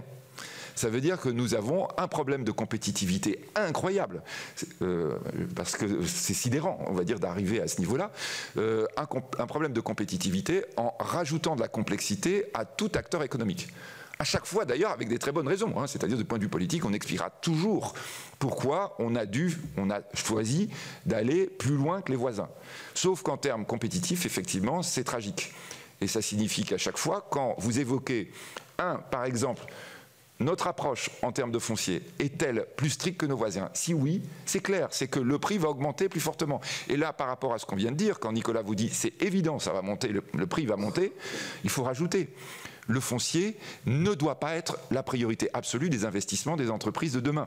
Nous allons avoir des investissements extrêmement coûteux, absolument passionnants parce que porteurs d'une nouvelle croissance, mais qui signifie que le foncier, l'endroit où vous implantez, devrait être l'élément qui, au fond, est très vite réglé et doit surtout pas être l'élément qui va augmenter les coûts. Donc là, nous avons vraiment une question. Si nos normes excessives nous conduisent à avoir un coût excessif de ce qui normalement devrait être un investissement secondaire, alors là, c'est dramatique. Et là, effectivement, nous devons réagir très très vite et avoir des comparaisons et regarder ce qui se passe, notamment, et là c'est intéressant de le voir, dans les zones frontalières. Et de regarder si, en effet, très vite, on voit des projets porteurs qui peuvent se poser de l'autre côté de la frontière, même pas forcément pour des raisons fiscales, mais parce que, en effet, le coût, je dirais, qui doit être le coût le plus faible, c'est-à-dire le coût du foncier, deviendrait un élément déterminant pour le choix de l'entreprise. Et puis, évidemment, par rapport à cela, quand vous ajoutez la question juridique, je crois que oui, en effet, nous avons de ce point de vue un vrai problème. Alors, je ne vais surtout pas rentrer, comme a osé le faire Nicolas, sur la question de l'orientation de la justice. Je pense qu'en termes économistes, je ne m'y prononce pas. En revanche, nous avons une vraie question, c'est la question du temps. La question du temps de la justice est une question fondamentale. Nous avons beaucoup trop de temps, je dirais, en France, même en Europe plus largement. Je rappelle que par rapport à toutes les révolutions que j'évoquais tout à l'heure, l'Europe n'est pas dans l'intelligence artificielle générative. Que nous avons une entreprise qui est apparue dans les 7 magnifiques, on appelle les capitalisations des 7 entreprises qui sont plus importantes que la France, l'Allemagne, la Grande-Bretagne, l'Italie, l'Espagne, c'est-à-dire la 7e qui vient de rentrer l'année, Nvidia. Nvidia aurait pu être européen. C'est une entreprise qui vaut 1500 milliards de dollars, elle n'est pas européenne. Et donc là, on doit se poser la question, pourquoi les Européens ne développent pas? Comment ça se fait que nous ayons les compétences et que nous ne développions pas? Je pense que la question du financement va venir très vite parce qu'à mon sens, elle est centrale. Mais une question qui se pose aussi, c'est la rapidité. Il est évident que par rapport à ce que nous disions tout à l'heure, l'agilité est fondamentale. Le temps de la justice, qui est un temps technique, qui n'est pas juste la nécessité philosophique du juge. Le temps technique de la justice européenne et singulièrement française est beaucoup trop long. Ça veut dire que nous devons avoir un investissement massif dans l'outil technique à disposition du juge. Et qu'effectivement, les recours sont évidemment quelque chose de normal du point de vue citoyen, c'est quelque chose de sain dans une démocratie, mais ils doivent être traités en urgence. En urgence parce que le temps économique se raccourcit. Dans un temps d'innovation fondamentale, nous ne pouvons plus nous permettre d'avoir 4 ans avant de lancer un projet. Les projets qui mettent 4 ans avant de sortir de terre sont des projets qui sont obsolètes quand ils sont produits. Nous devons avoir cette idée-là. Et que même 1 an et demi, c'est long. Néanmoins, 1 an et demi, c'est possible. J'avais une discussion hier, et je ne parlerai pas de la personne, mais d'un grand projet aux portes de Paris qui a mis moins d'1 an et demi pour être constitué, avec solution pour le foncier, avec toutes les autorisations et aucun recours. C'est possible. Donc ça veut dire aussi que nous devons regarder les bonnes pratiques autour de nous et regarder comment s'en inspirer et optimiser au plus vite ces questions qui doivent être des questions normalement annexes. Le changement de modèle, normalement, ce n'est pas la manière dont on va contourner les problèmes pour arriver simplement à trouver un endroit où on implante une entreprise. Merci messieurs. On va maintenant demander à nos 2 collègues rapporteurs sur la mission CSRD, Anne-Sophie Romani et Marion Canales, une petite question chacune. Président, on va essayer d'avancer un petit peu. Oui. Juste une question pour revenir à... Alors très rapide parce qu'on a encore 2 missions derrière qui veulent poser des questions et il nous reste une demi-heure. Je trouve qu'on est rentré rapidement dans les contraintes avec le ZAN. On a la chance d'avoir 2 essayistes en face de nous. Alors essayons de nous projeter sur le nouveau monde. Est-ce que vous pouvez nous caractériser le nouveau monde que nous avons devant nous? On a connu les 30 glorieuses, on a connu les 30 glandeuses, où on a complètement perdu la valeur du travail, qu'on a désacralisé l'entreprise, qu'on est aujourd'hui dans quelque chose qui nous perd en termes... Comment vous imaginez, dans quel monde vous imaginez demain le monde économique et le monde d'entreprise? Parce que c'est celui-là qu'il faut imaginer. Avant même de commencer à lister les contraintes, moi j'aimerais bien que vous nous donniez rapidement votre vision de dans quel contexte on est appelé à demain faire de l'économie dans ce nouveau monde. Alors, c'est une question qui est très large. On a 30 secondes, c'est ça? Ça demande quand même du temps. Je peux répondre en 30 secondes. Vraiment 30 secondes. Non, mais je peux répondre en 30 secondes. Parce que je voudrais vraiment... Et peut-être que Laurence Garnier a une question dans le même sens. Et puis après, voilà, 30 secondes vraiment. Oui, pour gagner du temps, Président, dans le prolongement de la question de notre collègue, vous avez brossé un certain nombre de défis majeurs qui nous attendent à tout niveau, financier, évidemment climatique. Je voulais avoir aussi votre regard sur le défi démographique, qui me paraît tout aussi majeur, avec des projections qui varient du simple au double en fonction des sociologues, des démographes. On parle de 10 milliards à horizon 2050, de 4 milliards à horizon 2100. Je crois qu'on ne peut pas faire sans ce défi-là également pour se projeter dans les décennies à venir. Alors juste, je le dis toujours, mais c'est bien de vous présenter aussi. Donc Laurence Garnier, qui est sénateur de la Loire-Atlantique, et sénateur Bleuven, qui est du Morbihan. Je vais répondre très rapidement à ces deux. Oui, bien sûr. Sur la première question, on entre dans un monde qui est celui de la destruction créatrice accélérée. C'est-à-dire que l'accélération de l'innovation technologique, les contraintes liées au réchauffement climatique, tous les chocs géopolitiques qui s'accélèrent et qui ont un impact déterminant sur l'économie font que l'économie est devenue une espèce de variable d'ajustement, en quelque sorte, de chocs exogènes, du climat, des guerres, enfin, des tensions géopolitiques, de l'innovation qui arrive extrêmement vite. Et donc, on a une accélération absolument incroyable des changements, voilà, qui est quelque chose avec lequel la France n'est pas très à l'aise, parce que c'est plutôt un pays planificateur, plutôt un pays de stabilité, mais qui a un immense avantage, c'est que ça ouvre en permanence des portes et des opportunités du point de vue économique. Il y a tellement de changements que voilà, il y a toujours des choses nouvelles et des opportunités nouvelles. Sur la question démographique, je vais être très rapide, parce que pour moi, en fait, c'est vraiment un problème migratoire, la question démographique, parce que le problème démographique est un problème, au fond, de répartition de la démographie. En France, la population va se stabiliser, elle va peut-être baisser. Au Nigeria, à Lagos, on va avoir 40 millions d'habitants, 400 millions d'habitants au Nigeria, dans un pays qui n'arrive à régler aucun de ses problèmes, pour le dire très, très clairement. Et donc, on va avoir des phénomènes migratoires accentués par le réchauffement climatique qui vont être absolument colossaux. Donc, la question démographique, à mon sens, est moins une question au fond qui consiste à se dire est-ce qu'on est trop, etc. Parce que de toute façon on peut pas y faire grand-chose. Et en plus, je ne peux pas développer, mais je ne pense pas qu'on soit trop. En revanche, la question des mouvements des mouvements de population va être mais colossale. Et au fond, les débats qu'on a en France sur l'immigration, qui sont des débats très vifs en ce moment, pour moi, c'est un entraînement. Voilà, par rapport à ce défi qui va être qui sera à la puissance 10 à l'horizon de 10 ou 15 ans. Donc vite, 30 secondes aussi. Donc les deux questions, à mon avis, se recoupent. L'humanité que nous connaissons aujourd'hui, pas uniquement en Occident, du point de vue mondial, est une humanité différente de celle que nous avons connue pendant 250 ans. En clair, pendant 250 ans, l'humanité est une humanité qui avait vaincu la mortalité infantile et des femmes au moment de l'accouchement, c'est-à-dire une humanité jeune. Et donc l'industrie a correspondu, le développement de l'industrie a correspondu aux besoins d'une humanité jeune. Donc dans la salle vous êtes tous très jeunes, mais moi qui commence à vieillir, plus on vieillit, moins on consomme de produits physiques. Moins on a besoin d'industrie, plus on a besoin de services. Nous allons avoir une humanité maintenant qui sera une humanité de plus en plus vieillissante et qui va donc complètement bouleverser le modèle économique dans lequel nous sommes. Le modèle économique en particulier d'un pays comme la France va être un modèle économique devant intégrer de plus en plus une population âgée. Et donc ça, je crois que du point de vue mondial, l'élément fondamental sur lequel on doit travailler, c'est cette idée-là. Et je le répète, évidemment, les pays avancés sont les plus concernés, mais beaucoup d'autres le sont également. La Chine est devant un problème majeur d'humanité vieillissante. Et la Chine, qui a développé une logique industrielle de pays jeunes, va se trouver très très vite confrontée à une question de besoin de pays âgés, ce qui n'est pas du tout le même.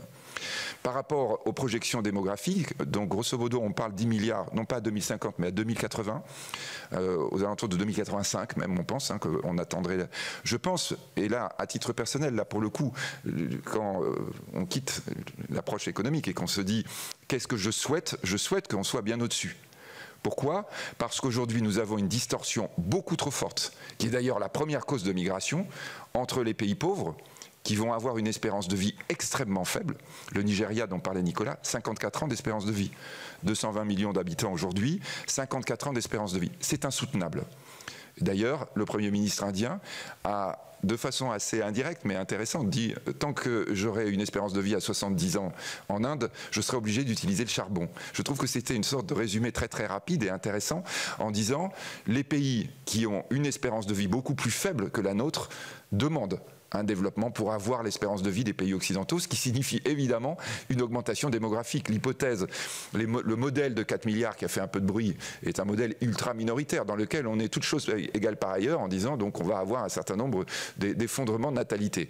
C'est pas du tout ce qu'on observe pour le moment. On est avec, par exemple sur l'Afrique, une natalité extrêmement forte et avec une attente de tous les pays pauvres d'une augmentation de leur espérance de vie. Je rappelle que les hommes français viennent de dépasser en 2023 les 80 ans. On a eu une augmentation de l'espérance de vie sur 2023 de 0,6 années, qui est l'augmentation d'espérance de vie la plus forte depuis plus de 50 ans. On était plutôt sur 0,1, 0,2 jusque-là, 0,6 l'année dernière. Formidable. Nous allons être de plus en plus vieux. Merci Monsieur de Sertine, merci Monsieur Bouzou. On va parler un peu CSRD. Concis. Merci. Oui, merci. On va essayer de faire concis. On va faire concis. Merci messieurs en tout cas pour la qualité de vos interventions. Alors bien évidemment en tant que co-rapporteur de la mission sur la directive de la CSRD, j'ai été particulièrement intéressée par votre vision de notre monde en transformation absolue, parce qu'il s'agit bien de ça, la CSRD, et d'accompagner les entreprises vers cette transformation et du coup on se rend bien compte que la CSRD n'est pas une fin en soi, elle doit être un outil stratégique pour les entreprises. Je ne suis pas sûre qu'elle soit perçue comme ça aujourd'hui. Je pense qu'elle est plus vue comme une contrainte plutôt qu'un outil, alors que les enjeux sont importants. Donc ma question est, selon vous, est-ce que les enjeux sont suffisamment clairs pour les entreprises ? Les entreprises sont-elles prêtes, y compris financièrement, parce qu'en plus il y a un coût, donc avoir cette vision stratégique et globale et emmener les entreprises, je pense que le coût pourrait être moins difficile si on en comprend vraiment les enjeux stratégiques et surtout comment donner à la CSRD cette étoffe, ce corps qui permet d'être dans la stratégie et non de devenir un simple outil de renseignement. Voilà. C'est peut-être trop long, mais en tout cas, il faut vraiment que je pose ces questions. Alors, merci. Me concernant la CSRD, donc c'est un nouveau cadre normatif pour le rapport de durabilité. On a parlé finalement des enjeux de durabilité dans le monde de l'entreprise à travers tous les sujets que vous avez abordés. Ça concerne, alors Monsieur Bouzou, vous l'avez dit, c'est un effet de seuil qui serait réintégré, mais ça concernera quand même 50 000 entreprises, mais surtout 75% du chiffre d'affaires européen. Donc on est quand même sur une massification de l'enjeu. Est-ce que pour vous, c'est réellement des normes trop importantes avec des surtranspositions ? Trop en droit français, puisque vous l'avez évoqué, ce sujet, et un frein à la compétitivité, parce que on a quand même tendance à se poser la question que ça va être un vrai outil de pilotage pour le changement de paradigme qu'il va falloir que les entreprises mettent en place, avec tous les enjeux que vous avez évoqués sur le foncier économique et sur les enjeux, et aussi pour garder de l'attractivité des salariés, puisqu'il y a aussi une quête de sens des salariés dans les entreprises, et donc pour accompagner ça. Par ailleurs, ça permettra aussi de tirer les conséquences des lacunes précédentes d'absence de standards et de normes. Donc, au lieu d'être une surnorme, ça peut également être facteur éventuellement d'égalité entre les entreprises, que tout le monde renseignera la même chose, le même cadre, et renforcera finalement ce mouvement de compétitivité entre elles. Mais c'est une question. Merci. Y a-t-il d'autres questions sur la CSRD? Monsieur Dessertine, est-ce que vous pouvez... Pardon. CSRD. Il faut qu'on se tienne quand même un petit peu. Monsieur le Président, juste, Monsieur Dessertine, vous avez indiqué, vous parlez plutôt d'extra-monétaire, plutôt d'extra-financier, mais vous n'avez pas développé. Je pense que si en toute fin on a un peu de temps, on serait preneuse de ce détail. Si elle est très courte. Une question très courte. Merci oui, Jérôme Darras, sénateur du Pas-de-Calais. Merci de vos exposés à la fois concis et clairs. On comprend bien que la difficulté, c'est la gestion de la transition d'un modèle vers un autre, d'un modèle ancien vers un modèle nouveau. Donc comment, précisément, c'est un sujet d'abord politique, mais aussi économique, je ne doute pas que vous y avez réfléchi, comment dégager les ressources et moyens nécessaires pour à la fois faire accoucher le nouveau monde et préserver l'ancien le temps nécessaire. Le dernier changement de modèle que nous avons vu, c'est celui de l'Union soviétique, passer d'un système administré à un système libéral, et ça s'est très mal passé. Alors, les questions d'ailleurs, à mon avis, peuvent se recouper. Tout à l'heure, j'ai, dans mon exposé liminaire, évoqué l'écart 100 000 milliards de PIB, 280 000 milliards de dettes. Donc, dans l'histoire, première solution, vous ratiboisez la dette, c'est-à-dire, en réalité, vous faites un reset. Ça, c'est une catastrophe économique, et ça se finit en général par catastrophe géopolitique. Pour la première fois dans l'histoire de l'humanité, du fait de l'apparition de ce progrès technologique et de cette obligation de le mettre en œuvre parce que nous devons changer de modèle, on a la possibilité d'une autre solution, c'est une sortie par le haut.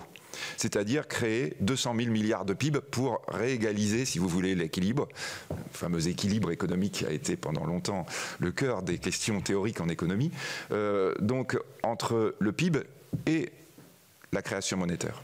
Donc ça veut dire quoi? Ça veut dire qu'il faut que nous trouvions de la richesse nouvelle qui va contrebalancer la monnaie que nous avons créée. Cette richesse, elle ne peut pas être, évidemment, et ça, c'est un des vrais soucis européens parce que c'est quelque chose qui n'est absolument pas notre culture. Elle ne peut pas être directement associée chiffre d'affaires, bénéfices, dividendes, qui est la logique sans arrêt qui est la nôtre, qui est la raison pour laquelle on n'a pas développé Amazon, on n'a pas développé Netflix. Nous, sans arrêt, on dit « mais cette entreprise perd de l'argent. Donc comment peut-elle continuer à gagner de la valeur ?» Parce qu'en fait, on va avoir une représentation de valeur complémentaire. C'est pour ça que j'ai dit extra-monétaire. Vous voyez, la monnaie, ce sont les échanges. Et là, nous sommes en train, avec l'information extra-monétaire, de représenter une autre valeur. En clair, cette valeur, elle provient de quoi? Elle provient du fait que vous allez maintenant valoriser, nous allons maintenant valoriser la manière dont on produit. La manière dont on produit est complémentaire de la production elle-même. Et je dirais là, nous sommes presque dans une situation où nous allons avoir deux circuits complètement séparés. Le circuit de la rotation d'activité normale et le circuit de cette valorisation de la manière dont on produit, qui peut être un circuit financier à part, qui va donc évidemment être un circuit financier ayant pour vocation de financer de l'investissement. C'est-à-dire, on voit très bien, la monnaie disponible se précipite vers ce qui peut apparaître quelque chose comme étant une valeur nouvelle. Peut-être quand même par rapport à cette notion de manière dont on produit, je crois que nous la concevons très bien à l'envers. Vous fabriquez des baskets avec une virgule rouge, vous avez 225, 230 millions de consommateurs, votre entreprise vaut très cher, vous avez le produit, vous avez le consommateur, on apprend que les baskets sont produites par des enfants. D'un seul coup, la valeur de votre entreprise s'effondre. C'est-à-dire qu'on voit bien que la valeur économique du mode de production peut être quelque chose qui complète négativement, mais maintenant positivement, l'élément qui représente, l'activité de base. Donc, ce qui se passe aujourd'hui avec l'information extra-monétaire, c'est en réalité, donc extra-monétaire, c'est-à-dire, vous voyez, dans le circuit nouveau, c'est de regarder comment on peut valoriser la manière dont on produit, cette valorisation nous permettant, formidable, c'est exactement ce dont on a besoin, de rééquilibrer ce système totalement déséquilibré d'un point de vue financier. Et vous voyez, ce déséquilibre tout d'un coup devient une chance, parce qu'on a un intérêt énorme de tous les investisseurs, c'est-à-dire ceux qui disposent de monnaie et qui disent mais où y a-t-il de la valeur? Et s'ils ne le trouvent pas, ils créent de la bulle. Il n'y a pas 36 solutions, ils créent de la bulle, c'est-à-dire de l'inflation au départ circonscrite puis qui s'étend.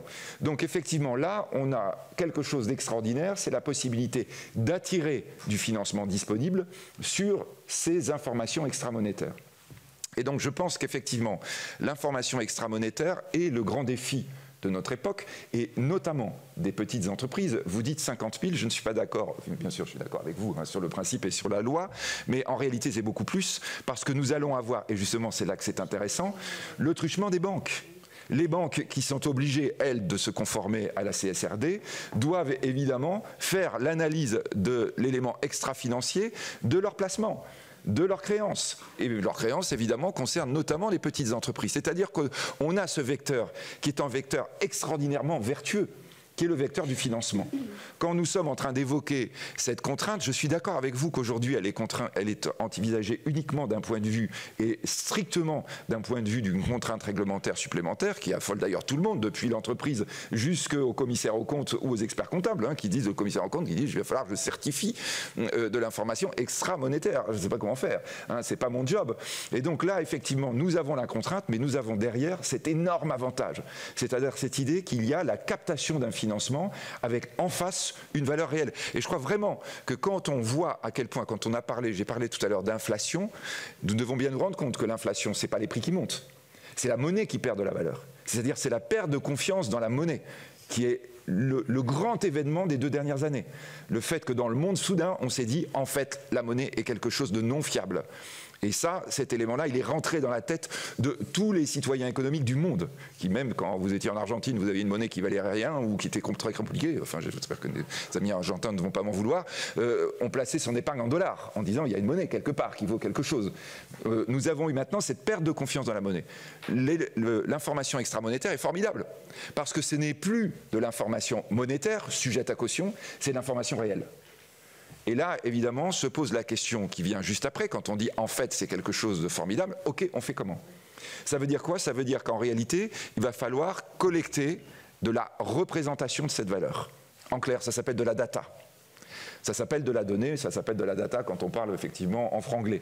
Ça s'appelle de la data qui donc est la vraie question et la vraie problématique des entreprises. Il va falloir, et là moi je présente ça, l'autre jour j'étais avec des mercières, des dames qui avaient des merceries, qui me disent on n'est pas concerné par ça. Ben si, bien sûr vous êtes. Mais comment ça? Il faut qu'on montre la manière dont on produit. Oui, vous devez montrer que vous êtes en train de changer la manière dont vous produisez. Ah mais on change, oui c'est vrai, je ne fais plus du tout le métier comme ma mère qui m'a transmis le commerce. Et bien ça, il faut que vous arriviez à le transformer en data. Ça veut dire quoi? Ça veut dire que quand j'ai mis par exemple des ampoules à faible consommation, c'est de la data. Il va falloir maintenant que vous représentiez votre baisse de l'électricité. Donc vous allez avoir la première question, identifier la data qui me prouve que je crée de la valeur. Montrer qu'elle est fiable. Savoir où je la stocke. Regardez comment cette data va me permettre, non pas en elle-même, aujourd'hui, les entreprises, tous les secteurs d'activité, l'agriculture compris, dire la data, ça vaut cher, on comprend, c'est le grand vecteur de création de valeur de demain. Mais au fond, personne n'a bien compris comment ça allait créer de la valeur. C'est créer de la valeur par du financement. Par du financement qui va pouvoir se rentabiliser par cette création de valeur supplémentaire. Et là encore, si je vais jusqu'au bout, ça veut dire que derrière cette question, on a la question de la data, comment on la stocke, comment on la représente, comment on l'utilise, comment on caractérise la création de valeur. On aura des catastrophes de ce point de vue, parce qu'il y aura évidemment de la data qui sera de la data fausse, ou de la data qui sera incomplète. Et donc on aura des scandales. Forcément, quand on change de modèle, on a ces sortes d'ajustements qui sont compliqués.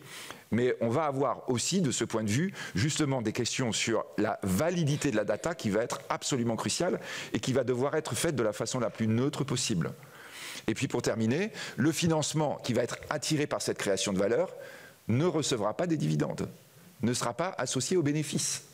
Et donc il faut que ce financement puisse avoir une rentabilité qui se fasse indépendamment du circuit traditionnel que nous, Européens, nous privilégions. Je dis nous, Européens, parce que je pense que nous sommes au bord de la guerre de sécession aux États-Unis, c'est-à-dire Est-Ouest.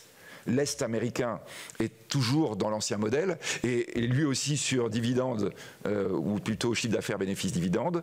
L'Ouest, pardon, la côte Ouest, qui est la côte de la technologie, c'est l'endroit du Nasdaq. C'est-à-dire le marché dans lequel on valorise quoi? On valorise le bilan, l'incorporel de l'entreprise. C'est celui qui a permis de développer les 7 magnifiques que j'évoquais tout à l'heure. Et ça, c'est une vraie question qui se pose aux Européens. Les Européens n'ont pas constitué, on va dire, le circuit financier qui va permettre de valoriser l'information extramonétaire. C'est-à-dire qu'on a commencé par donner, je dirais, la matière première dont on a besoin pour avoir cette valorisation nouvelle, mais on a la matière première, on n'a pas l'usine qui sert à la transformer. Et ça, c'est une question fondamentale. Comment nous allons pouvoir ultra vite intéresser un financement à ces informations extramonétaires en disant l'intérêt va effectivement ensuite boucler. Alors les banques en ce moment évidemment le font, c'est-à-dire que la Banque Centrale Européenne va dire aux banques, quand vous avez un très bon client avec de la très bonne information extramonétaire, c'est un taux d'intérêt zéro. Zéro. Parce qu'effectivement, là, c'est pas grave de créer de la monnaie. On est sûr qu'il y a de la valeur et probablement plus qu'on croit. Donc par rapport à l'équilibre que j'évoquais tout à l'heure, ça, il n'y a aucun problème. Je le répète, attention, les petites entreprises, ça doivent être les cibles prioritaires. Le Nasdaq, il est d'abord fait pour des petites entreprises, pas pour les géants. Les géants, ils sont dans la logique combien j'ai de bénéfices, combien j'ai de coûts par rapport à mon chiffre d'affaires. Donc là, on est bien dans quelque chose que l'Europe doit inventer, sur laquelle la France doit se poser la question, parce que nous n'avons absolument pas cette culture du bilan et cette culture de l'incorporel qui va avec l'extra-monétaire, qui par définition est une information bilancielle. Merci, Monsieur Dessertine. Monsieur Bouzou. Je vais répondre à la question que vous avez posée sur les ressources, parce qu'en effet, ces transitions coûtent très cher. Beaucoup de rapports ont été publiés là-dessus. La transition écologique, par exemple, c'est au minimum 30 milliards d'euros par an. Donc, c'est des montants qui sont conséquents. Je crois qu'il y a 2 choses à répondre à cela. Il y a une première réponse qui est purement d'ordre macroéconomique, c'est-à-dire qu'en réalité, on a besoin collectivement pour financer tout ça de dégager davantage de ressources. Donc c'est la question de la croissance, tout simplement, qui elle-même est alimentée par, au fond, combien de gens travaillent, est-ce qu'on travaille beaucoup, est-ce qu'on est formé, etc. Et d'ailleurs, la raison pour laquelle j'ai soutenu la réforme des retraites, c'était moins une réforme d'équilibre financier des retraites que cette idée qui consiste à dire qu'il faut qu'on s'organise collectivement pour dégager, travailler plus, dégager davantage de ressources pour financer, notamment un certain nombre de transitions dont celle-ci. La deuxième réponse est une réponse plus financière, et je vais me situer dans le prolongement de ce qu'a dit Philippe. On n'en avait pas parlé, mais je souscris complètement à ce que Philippe a dit, notamment sur la question du Nasdaq. Je suis absolument convaincu qu'il nous manque un marché financier en Europe. Euronext, c'est très bien, mais c'est pas la même culture. Enfin, un marché financier de l'innovation, c'est quelque chose qui est très particulier, avec une culture particulière, avec des analystes particuliers, et Euronext n'a pas ça.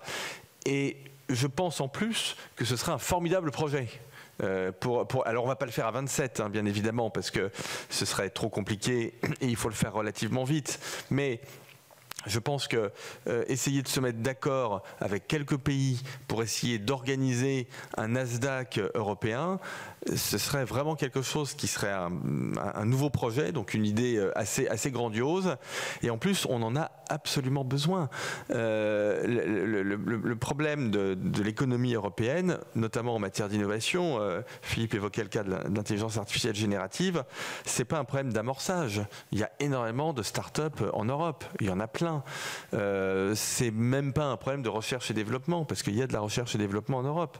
C'est le passage de la recherche et développement au moment où une entreprise vraiment va pouvoir industrialiser sa production. Et là, on a besoin d'avoir un marché qui comprend ça, qui comprend les enjeux de l'innovation, qui valorise les enjeux de l'innovation, qui est quand même suffisamment profond et liquide pour apporter des montants qui sont conséquents. Et ça n'existe pas aujourd'hui en Europe.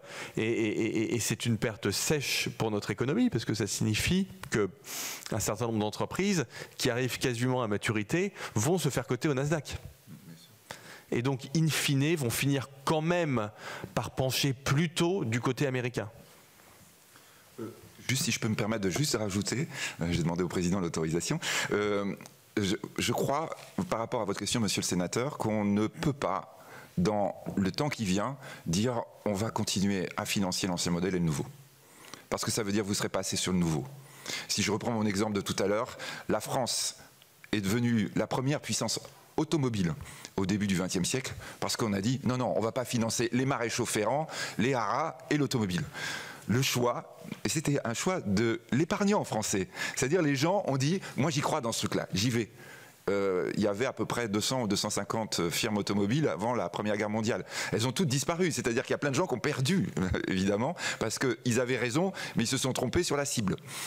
Mais je pense qu'effectivement, nous sommes à un moment où le problème de l'Europe, c'est de vouloir continuer à faire le fonctionnement. C'est pour ça ma réserve tout à l'heure sur la question industrielle. On ne peut pas être en même temps, oui, ça devient politique ce que je dis là, donc simultanément en train de financer le nouveau monde et l'ancien monde. On est d'accord que financer l'ancien monde, ça plaît aux citoyens qui, comme je disais, par nature, comme tout humain, préfèrent quand même le monde qu'il connaît. Nous sommes à un moment de changement tel que je pense qu'il faut absolument que nous dirigions prioritairement toutes nos capacités financières. L'Europe a d'énormes capacités financières. Nous avons une épargne absolument monstrueuse par rapport aux Américains. Mais nous avons la possibilité aussi de développer quelque chose que nous ne faisons pas aujourd'hui. C'est la première fois dans l'histoire, depuis 250 ans, que parmi les plus grandes entreprises mondiales qui valent le plus cher, quand je dis qu'ils valent le plus cher, c'est-à-dire que Google peut racheter, s'ils veulent, sans s'endetter, LVMH. Ils n'y pensent pas une seconde, hein, on est d'accord. Mais LVMH, c'est la plus grosse capitalisation européenne. C'est la première fois dans l'histoire que l'Europe n'est pas dans les grandes entreprises. C'est pas normal. Parce que nous concentrons notre épargne, nous concentrons nos financements sur les entreprises du passé, comme la Chine. Beaucoup trop comme la Chine, et pas assez sur celles du futur. Merci, monsieur de Sertine. On va grouper les questions pour les deux missions qui maintenant sont lancées, puisque sur mission entreprise et climat, on a un seul rapporteur qui est présent. Donc Simon Uzenat pour la mission entreprise et climat, et on a Pauline Martin et Pierre-Antoine Lévy qui sont présents pour les questions sur la mission du financement de l'entreprise de demain. Donc on va commencer par Simon. Merci, monsieur le président. Merci pour vos interventions absolument passionnantes. Moi, je voulais vous interroger, puisque j'ai bien entendu vos propos sur le rôle des petites entreprises en tant que catalyseur de l'innovation et donc au-delà même de la préfiguration du nouveau monde. Comment, ça rejoint la question du financement, comment voyez-vous les moyens à la fois juridiques et financiers d'aider ces petites entreprises ?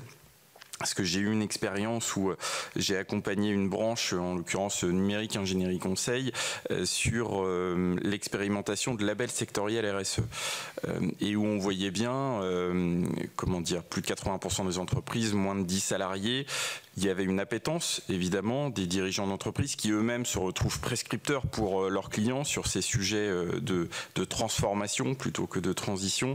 La réalité, c'est qu'à un moment donné, ces petites entreprises rencontraient des difficultés majeures pour mettre en œuvre ces transformations au sein de leur organisation et évidemment pour se retrouver plus efficacement prescriptrices auprès de leurs clients. Donc comment, quels outils vous imaginez pour que justement cet écosystème-là, vous preniez l'exemple de l'automobile au début du XXe siècle, se mette en ligne pour nous permettre justement de favoriser l'émergence de ce nouveau monde dans lequel nous voyons des opportunités, y compris pour les entreprises qui aujourd'hui ont peut-être un peu trop le regard tourné dans le rétroviseur. Pour financement de l'entreprise de demain, mes chers collègues. Oui, merci Monsieur le Président, merci messieurs. J'ai eu l'occasion d'entendre Nicolas Bouzou sur d'autres sujets, c'est toujours intéressant et j'ai été captivé également par les propos de Philippe de Sertine qui nous a donné finalement une leçon de ce qui peut nous attendre demain et c'est à quoi nous devons nous préparer, nous les politiques. Alors messieurs, moi j'ai une question à vous poser concernant la R&D. On a toujours dit que la France, et je crois que vous l'aviez dit, était une terre propice à la R&D, mais pas au financement du risque. Autrement dit, les grandes entreprises y placent leur centre de recherche, mais les start-up innovantes préfèrent partir aux États-Unis pour trouver des investisseurs et financer leur croissance. Alors qu'est-ce qui nous manque aujourd'hui? Est-ce que c'est toujours le cas? Est-ce que vous pensez que des propositions de réforme pourraient intervenir pour permettre d'inverser cette tendance et nous permettre effectivement de revenir aujourd'hui à cette légitimité que la France avait en début du siècle et d'accueillir finalement des start-up avant qu'elles partent aux États-Unis.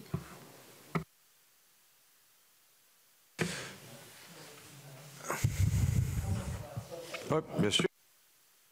Alors, rapidement. Bon, je me joins au remerciement de mon collègue. On va aller plus vite comme ça. Juste, il semblerait quand même qu'en France, nos entreprises aient un certain nombre d'handicaps et en particulier la faiblesse de leurs fonds propres. À votre avis, à quoi c'est dû? Est-ce que c'est toujours le cas? Et surtout, à quoi c'est dû? Et est-ce que ça freine réellement leur capacité d'investissement?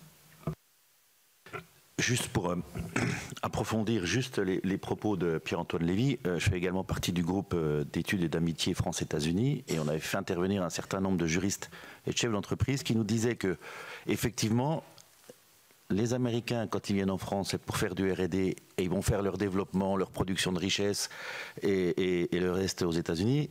Et que des Français, quand ils vont s'installer aux États-Unis, un peu le rêve américain, ils font l'installation, le développement, la production de richesse et ils installent la famille aux États-Unis. Alors, je vais essayer d'être synthétique parce que ce sont des sujets en soi en réalité. Sur la question du financement de l'innovation, bon, j'ai évoqué la question d'un Nasdaq européen, j'y reviens pas. On a un sujet, Philippe a commencé à en parler en prenant l'exemple du début du XXe siècle, mais on a un sujet d'orientation de l'épargne des Français, parce que c'est vrai que ça fait très longtemps qu'on dit, et c'est avéré par les études, hein, que les entreprises françaises ont moins de fonds propres que nos principaux concurrents. C'est très important dans une période comme celle-ci où les investissements qui sont à consentir par les entreprises sont des investissements qui sont risqués, donc qui sont plus adaptés à un financement par fonds propres qu'à un financement bancaire. Et donc on a un sujet majeur d'orientation de l'épargne, qui en France est une épargne qui est non risquée. Je voudrais attirer votre attention sur le fait que, certes, comme l'a dit Philippe Dessertine, on a beaucoup d'épargne en Europe et en France, mais cette épargne est très largement absorbée par nos déficits publics. Et donc il faut bien avoir ça en tête. Qu'est-ce que ça veut dire? Si on est concret, ça veut dire que l'assurance vie est un placement qui absorbe énormément d'épargne.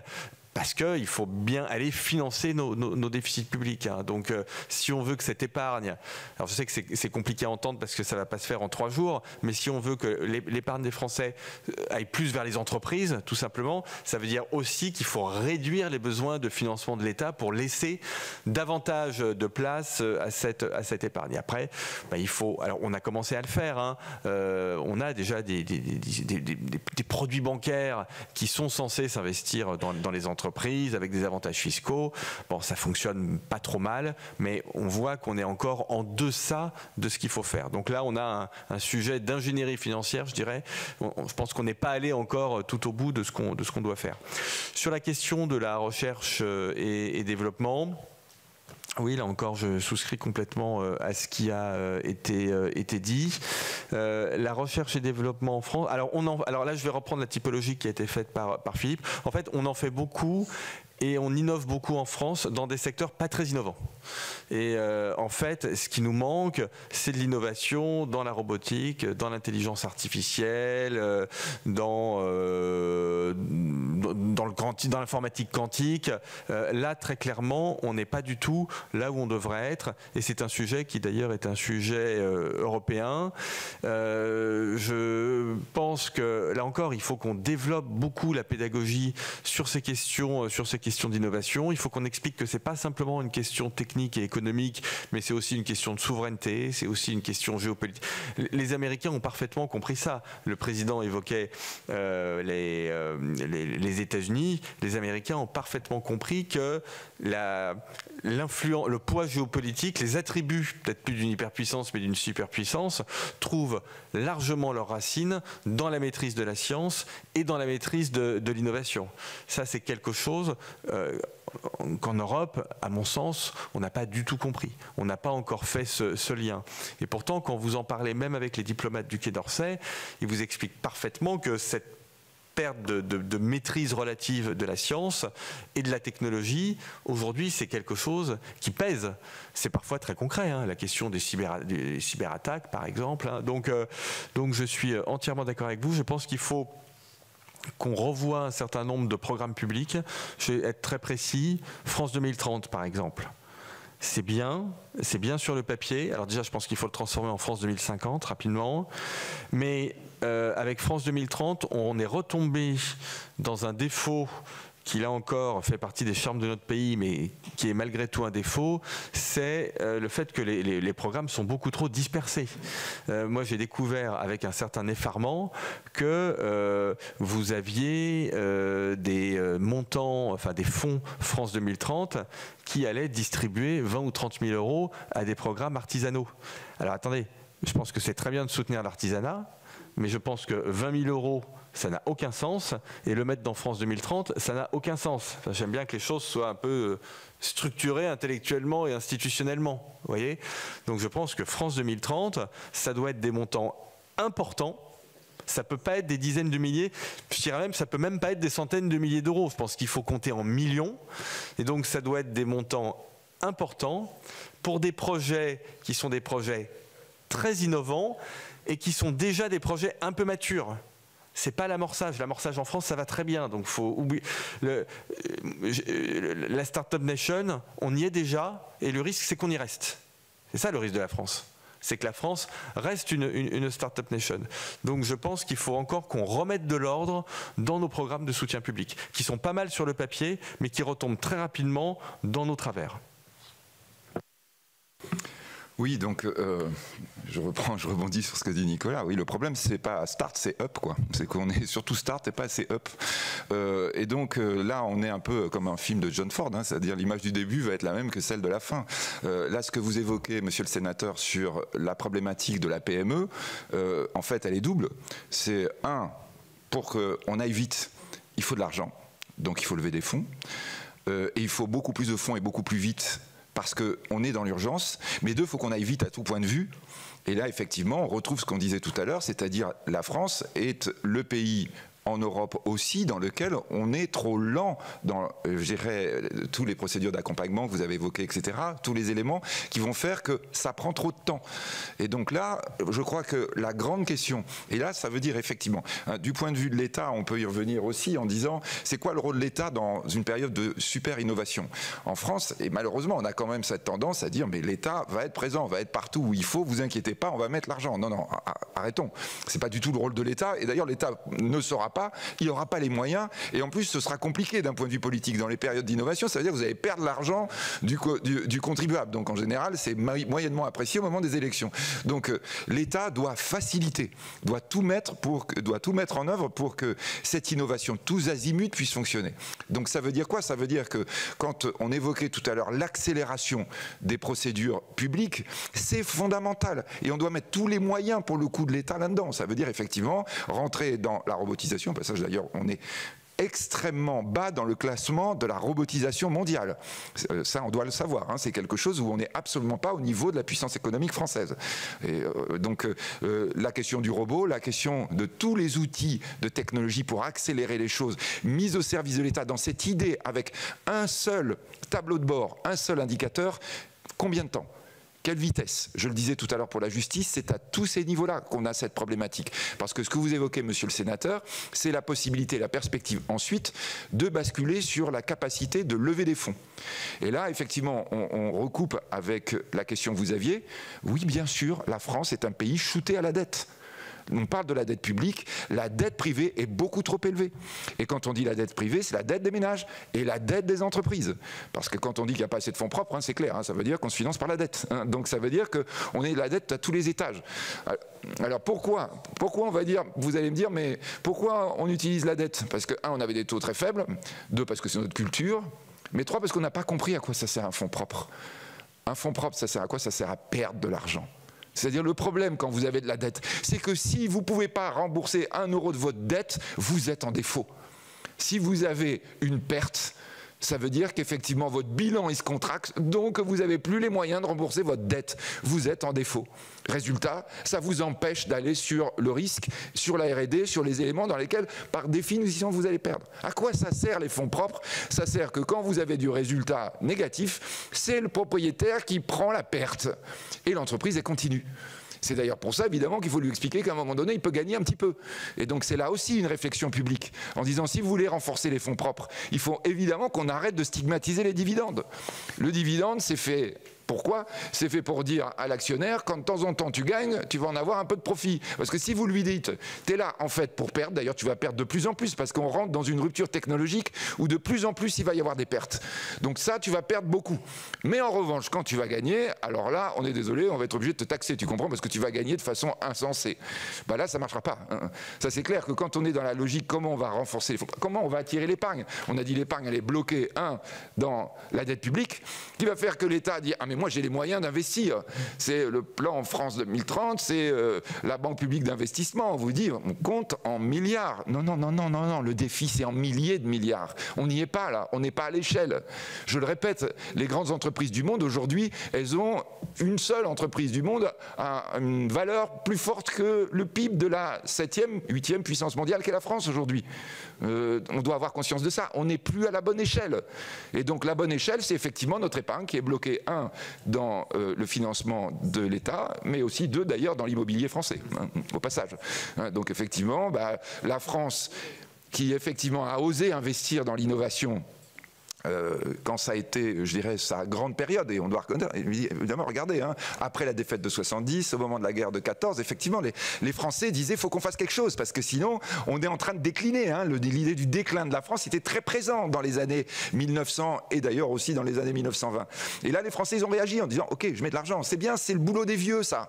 L'épargne, c'est aux vieux. On a dit, c'est un pays vieillissant, formidable, on a un levier extraordinaire, il faut l'utiliser. Il faut l'utiliser pour le mettre en fonds propres. Alors, je suis d'accord avec toi, Nicolas, quand tu disais tout à l'heure qu'on est bon sur l'amorçage. Je regarde quand même la traduction de venture capital, qui est fondamentale dans le Nasdaq aux États-Unis. Venture, en France, on traduit ça capital risque. Venture, ça veut dire aventure.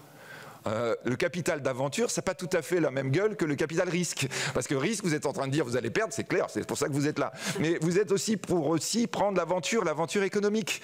Donc je crois que là, il y a cette question de mentalité, cette question de motivation. Il est clair que la question fiscale est très importante. C'est-à-dire, vous allez motiver les gens quand même à un moment donné en disant, sur la problématique fiscale, si vraiment, Dieu sait si je m'intéresse au problème de l'équilibre des finances publiques, regardons sur les questions des transmissions, ça peut être une façon aussi, on a vu l'assurance vie, aujourd'hui ça rapporte rien, enfin pardon, là je sais que on est diffusé et je vais avoir tous les assureurs vie qui vont me tomber dessus, mais enfin ça rapporte moins avec l'inflation. Néanmoins l'élément moteur, c'est la manière dont on va pouvoir transmettre son patrimoine. Ce serait pas idiot qu'on pense à la même chose sur la façon dont on veut renforcer les fonds propres, dont on veut renforcer la capacité des entreprises à perdre de l'argent en prenant du risque. Je le répète, c'est comme ça qu'il faut parler des fonds propres. Donc voilà, peut-être très vite. Merci beaucoup, messieurs. Merci, chers collègues, mais merci pour cette j'allais presque dire bouffée d'oxygène que vous nous avez apporté ce matin, d'un très très haut niveau et des propos de très haute qualité. Vraiment, on est très heureux de vous avoir accueilli ce matin. Je pense qu'on va être dans l'obligation d'en arrêter là. Parce que merci aussi à M. Dessertine d'avoir pris un peu sur le temps qui vous était imparti, parce que vous avez pris sur quelque chose qui vous était prévu pour venir, mais vous deviez quand même partir assez rapidement pour aller rejoindre cet événement.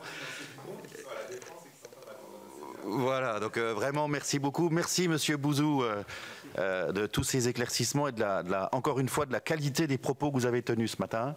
Je vous rappelle juste, mes chers collègues, qu'il n'y aura pas de réunion la semaine prochaine puisque nous sommes en déplacement dans les Pyrénées-Orientales. Merci à tous et je vous souhaite une excellente journée. Merci.